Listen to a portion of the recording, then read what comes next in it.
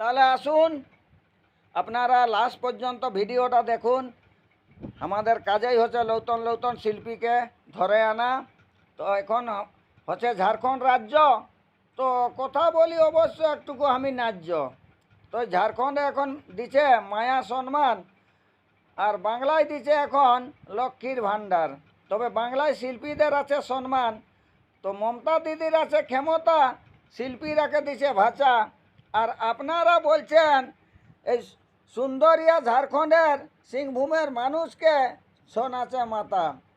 তো আপনারাকে বলছি, জল পড়লে অবশ্য ধরবেন ছাতা, আর হাত করলে যাবেন টাটা। আর একটুকু আগালে দেখবে হলদি পুকুর আর হাতা। আর গরু গাড়িয়ে ঠুকছেন, যেটা আগেকার ধানচালা গরু গাড়িয়ে ঠুকছেন সারি সুতা বাতা।